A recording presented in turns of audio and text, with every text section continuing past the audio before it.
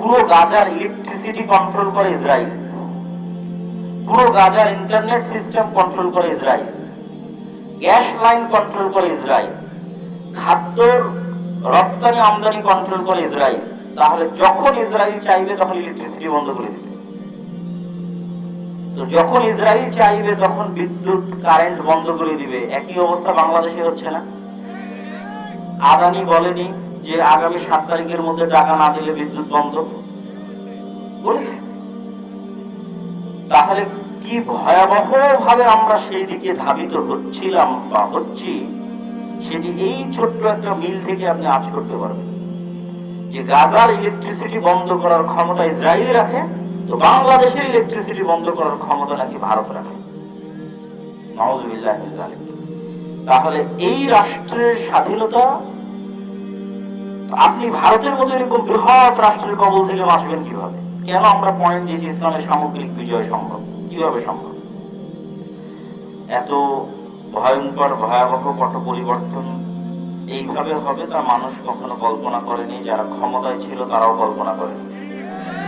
কিন্তু আল্লাহ সুবহানাহু ওয়া তাআলা কোরআন মাজিদে বলেছেন, কুলিল্লাহুম্মা মালিকাল মুলকি তুতিল মুলকা মান তাশা, বলো পৃথিবীর সকল রাজত্ব একমাত্র কার? আল্লাহ। তুতিল মুলকা মান তাশা, আল্লাহ যাকে ইচ্ছা তাকে রাজত্ব দেন।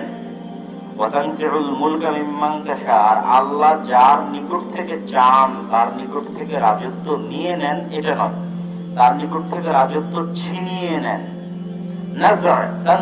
এই শব্দের অর্থ হচ্ছে গরম লোহাকে যদি কোনো পশম বা চটের মধ্যে ঢুকিয়ে এভাবে টেনে বের করা হয়, তাহলে ওই তোষক বা ওই চটের ঝাল বাকলা যেমন উঠে যাবে, এটা হচ্ছে নাজার। এইভাবে আল্লাহ ক্ষমতা ছিনিয়ে নেয়। তো 36 দিনে আপনারা দেখেছেন যে কিভাবে আল্লাহ সুবহানাহু ওয়া তাআলা ক্ষমতা ছিনিয়ে নেয়, রক্তের সাগরের উপর দিয়ে এবং রক্তের নদীর উপর দিয়ে। তো আসলে দিন শেষে স্থায়ী ক্ষমতার মালিককে, আর পৃথিবীতে যারাই ক্ষমতা গ্রহণ করে তারা ক্ষণস্থায়ী ক্ষমতার মালিক। আজ থেকে 500 বছর পূর্বে যারা ছিল তারা নাই, 500 বছর পর যারা আসবে তারাও থাকবে না, এখন যারা আছে তারাও থাকবে না, কিন্তু স্থায়ী ভাবে এই ক্ষমতা থাকবে আল্লাহ সুবহানাহু ওয়া তাআলার কাছে। তো এই যে হাজার হাজার শত শত মানুষ জীবন দিল, বলা হচ্ছে বৈষম্যের বিরুদ্ধে, অন্যায়ের বিরুদ্ধে।